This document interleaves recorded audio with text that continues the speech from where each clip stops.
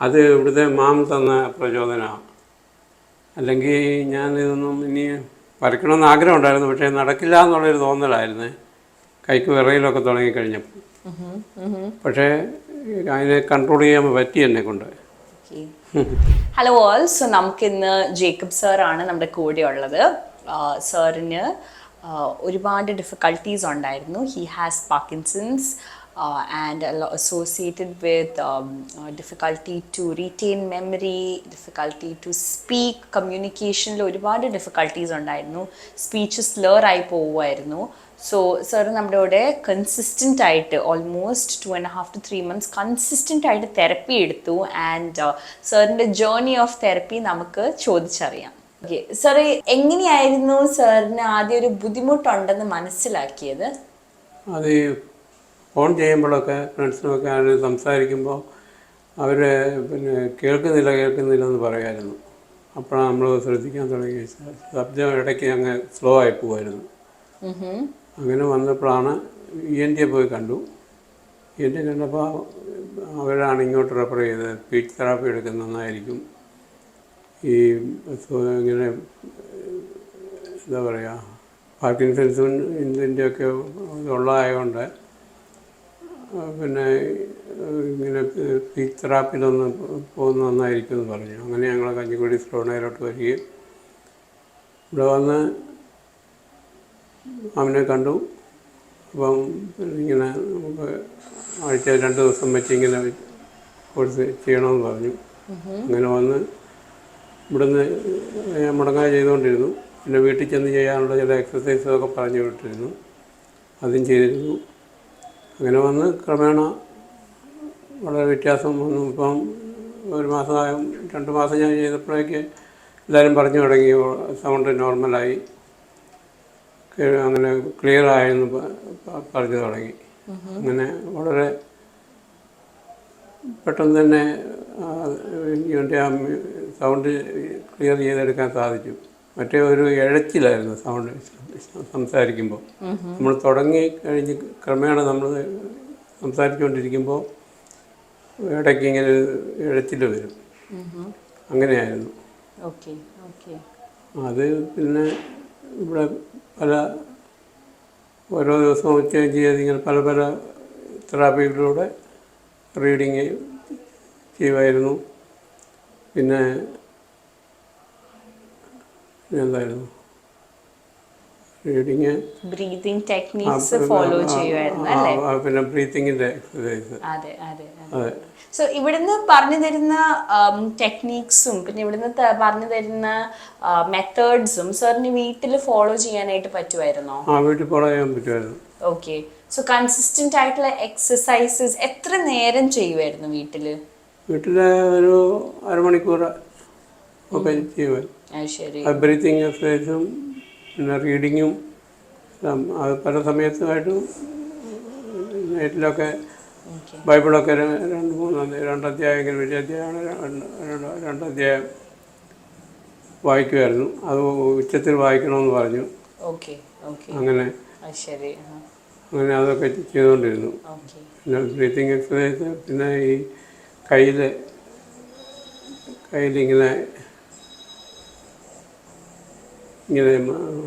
വീണ്ടും ഇങ്ങനെ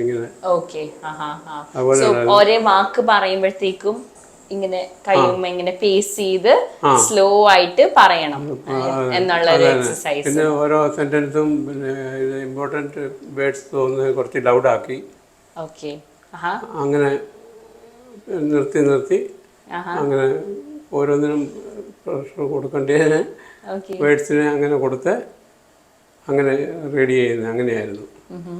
കുറേ 2 പേജൊക്കെ റെഡി ചെയ്യിക്കുമായിരുന്നു. സോ ഈ എക്സസൈസസ് ഇവിടെ ചെയ്യിപ്പിക്കുമ്പോൾ ആദ്യം എന്തെങ്കിലും ബുദ്ധിമുട്ട് തോന്നിയിട്ടുണ്ടോ സാറിന്? ബുദ്ധിമുട്ടായിട്ടൊന്നും തോന്നിയില്ല. പിന്നെ എന്താ പറയുക, ഈ ഫോണറ്റിക്, പിന്നെ ഇങ്ങനെ നമ്മൾ ഫുള്ള് ശ്വാസം എടുത്തിട്ട് ഇങ്ങനെ പറഞ്ഞ് ഇങ്ങനെ നമുക്ക് എത്ര സമയം എത്ര സെക്കൻഡ് എങ്ങനെ പിടിക്കാൻ പറ്റുമെന്ന് പറയാം. അങ്ങനെ അത് സൗണ്ട് വേരിയേഷൻ വരികയാണെങ്കിൽ സ്റ്റോപ്പ് ചെയ്തോളാൻ പറഞ്ഞു. അല്ല അങ്ങനെ അതൊക്കെ ചെയ്യുമായിരുന്നു. ലാസ്റ്റ് ആയപ്പോഴത്തേനും ഇങ്ങനെ പിന്നെ പെട്ടെന്ന് തിരിച്ചിട്ടും പിന്നെ ആ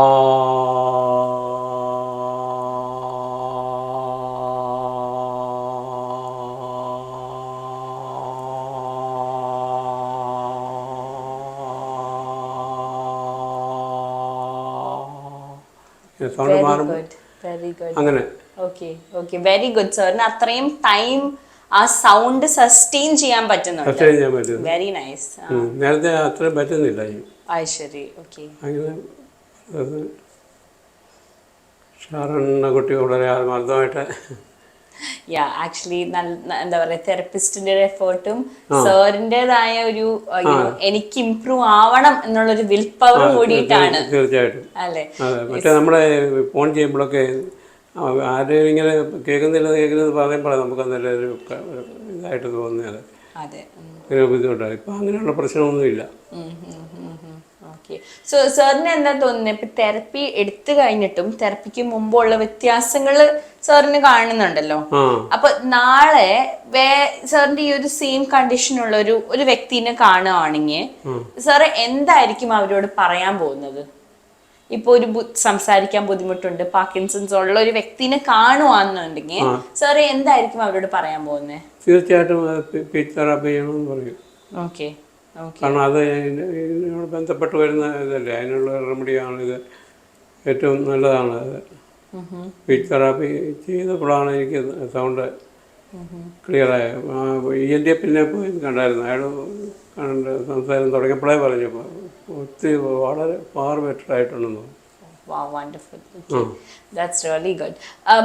സാറിന്റെ മുമ്പ് വർക്ക് ചെയ്തിരുന്നോ സാറ്? ഞാൻ വർക്ക് ചെയ്തിരുന്നു. എവിടെയാ വർക്ക് ചെയ്തിരുന്നത്? ഞാൻ മസ്കറ്റിലായിരുന്നു. 37 വർഷത്തോളം അവിടെ ഞാൻ സ്റ്റോർ ഇൻചാർജ് ആയിട്ടായിരുന്നു ജോലി. അപ്പം നല്ല ടെൻഷൻ പിടിച്ച വർക്കായിരുന്നു. കസ്റ്റമേഴ്സിനെല്ലാം ഡീൽ ചെയ്യണം. അങ്ങനെ പിന്നെ വരുന്ന സ്റ്റോക്കും കാര്യങ്ങളും അത് പ്രത്യേക സമയങ്ങളിൽ അത് ഡെലിവറി ആക്കണം. അങ്ങനെയുള്ള കാര്യങ്ങളുടെ എല്ലാം ചുമതല എനിക്കായിരുന്നു. നല്ല ടെൻഷനുള്ള വർക്കായിരുന്നു. അത് കഴിഞ്ഞ് വന്നപ്പോൾ ഞങ്ങൾ 2019 നാട്ടിൽ തിരിച്ചു വന്നു. പിന്നെ 4 വർഷമായപ്പോഴത്തേനേ പിന്നെ ബ്രെയിനിന് വലിയ വർക്കില്ലാതെ വന്നു. അങ്ങനെ വന്നപ്പോഴാണ് ഇത് കണ്ടീഷൻ വന്നത്. അതാ പാർക്കിൻസൺസിൻ്റെ ഒക്കെ. സാറിന് അപ്പോൾ ഈ പുതിയ തലമുറയോട് എന്താ പറയാനായിട്ടുള്ളത്? ബിക്കോസ് ഐ തിങ്ക് സാർ ഒരു ഹാർഡ് വർക്കിംഗ് ആയിട്ടുള്ള ഒരു വ്യക്തിയാണ്. ആൻഡ് ഇത്രയും ഗ്യാപ്പ് എടുത്തപ്പോൾ ആ ഒരു ഹെൽത്ത് ഇഷ്യൂ സാർ എക്സ്പീരിയൻസ് ചെയ്യുന്നുണ്ട് ഇപ്പോഴും.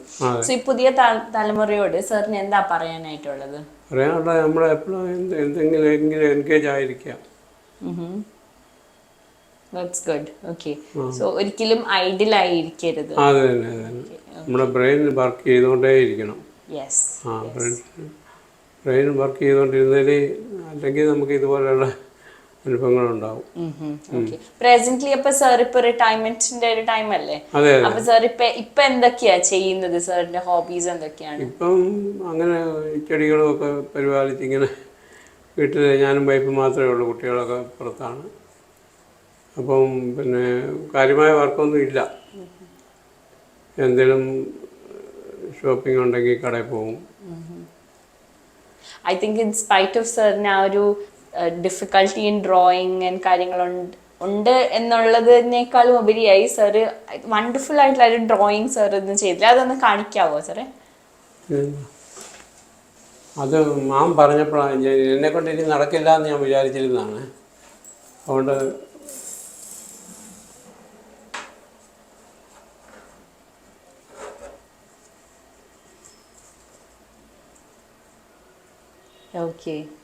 So nice. ഇത് കണ്ടു കഴിഞ്ഞ് കഴിഞ്ഞാൽ ആരും സാറിന് പാർക്കിൻസൺസ് ആണ്, ആ ഒരു ഇൻവോളണ്ടറി മൂവ്മെന്റ് കൈൻ്റെ ആ വിറയിലുണ്ടെന്നൊന്നും പറയത്തില്ല. ഇടയ്ക്ക് കൈ വിറയ്ക്കും, അന്നേരം നമ്മൾ നിർത്തി വെക്കും. പിന്നെ കുറച്ച് 5 മിനിറ്റ് കഴിയുമ്പോൾ ചിലപ്പം വീണ്ടും തുടങ്ങിയാൽ ചിലപ്പം വലിയ കുഴപ്പമില്ല കിട്ടും. അങ്ങനെയായിരുന്നു. ശരി. സാറിന് ആ ഒരു മോട്ടിവേഷനെ ഞാൻ ശരിക്കും അപ്രീഷിയേറ്റ് ചെയ്യുന്നു. അത് ഇവിടുത്തെ മാം തന്ന പ്രചോദനമാണ്. അല്ലെങ്കിൽ ഞാനിതൊന്നും ഇനി വരയ്ക്കണമെന്ന് ആഗ്രഹം ഉണ്ടായിരുന്നു, പക്ഷേ നടക്കില്ല എന്നുള്ളൊരു തോന്നലായിരുന്നു കൈക്ക് വിറയിലൊക്കെ തുടങ്ങിക്കഴിഞ്ഞപ്പോൾ. പക്ഷേ അതിനെ കൺട്രോൾ ചെയ്യാൻ പറ്റി എന്നെ കൊണ്ട്. സാർ ഇപ്പോൾ ഇനി തുടർന്നും വരയ്ക്കുമോ? വരയ്ക്കണമെന്ന് ആഗ്രഹമുണ്ട്. ഇനി എൻ്റെ എൽഡർ സിസ്റ്റർ പിന്നെ മരിച്ചു പോയതാണ്. അപ്പോൾ ആ ഒരു ഫോട്ടോ വരയ്ക്കണമെന്ന് ആഗ്രഹമുണ്ട്. ഇതുപോലെ 83 വയസ്സുള്ളപ്പം മരിച്ചതാണ്. ഐ തിങ്ക് സാറിനെ കാണുമ്പോൾ എനിക്ക് തോന്നുന്നത് ഏജ് വെറും ഒരു നമ്പറാ. It's just a bar to say that നമുക്കിപ്പോൾ ഒരു retirement time. I think so motivated ആയിട്ട് ഓരോ കാര്യങ്ങൾ ചെയ്യുമ്പോൾ ഫീൽസ് ലൈക്ക് യു നോ ഇപ്പൊ യങ് ജനറേഷൻ ഞങ്ങൾ ടയേർഡാ അല്ലെങ്കിൽ മടുത്തു എന്നൊക്കെ പറയുമ്പോൾ ഐ തിങ്ക് ആ വേർഡ്സിന് അവിടെ പ്രസക്തി ഇല്ല. Right, very inspiring. ഇതല്ലേ കവി പാടിയേക്കുന്നത്, പരിശ്രമം ചെയ്യുകയിൽ എന്തിനേയും മത്സ്യത്തിലാക്കാൻ കഴിവുള്ള വണ്ണം ദീർഘങ്ങളാകരങ്ങളെ നൽകിയ എത്രയും മനുഷ്യനെ പാലിലയച്ചത് ഈശൻ. നൈസ്, വെരി നൈസ് എന്നല്ലേ? അപ്പം ഞാൻ മാക്സിമം ശ്രമിച്ചു, സാധിച്ചു. എല്ലാവരും നല്ല അഭിപ്രായമാണ് പറഞ്ഞു. Okay okay, it's nice. So finally സാറിന് ശ്രവണയോട് എന്താണ് പറയാനുള്ളത്? ശ്രവണയോട് എനിക്ക് ഇവിടുത്തെ ഏറ്റവും ഇഷ്ടപ്പെട്ട കാര്യം ബിസിനസ് മെൻറ്റാലിറ്റി ഇല്ല എന്നുള്ളതാണ്. അതാണ് എനിക്ക് ഏറ്റവും. ഇങ്ങനെ എന്തെങ്കിലും ഒരു ഇതുണ്ടെങ്കിൽ തീർച്ചയായിട്ടും ശ്രവണ വന്നിട്ട് ഇത് ചെയ്യണമെന്നുള്ളതാണ് എല്ലാവരോടും എനിക്ക് പറയാനുള്ളത്. കാരണം സ്പീച്ച് തെറാപ്പി അത്രയ്ക്ക് നല്ല രീതിയിലാണ് പിള്ളേർ കൈകാര്യം ചെയ്യുന്നത്. Thank you so much, sir, for that genuine feedback. Thank you. Okay, so thank you so much all, because sir ഇപ്പോൾ ഈ സാറിനെ കേട്ടുകൊണ്ടിരിക്കുന്ന എല്ലാവർക്കും ഒരു ഇൻസ്പിറേഷൻ ആവട്ടെ എന്ന് ഞാനും ആഗ്രഹിക്കുന്നു. Thank you so much.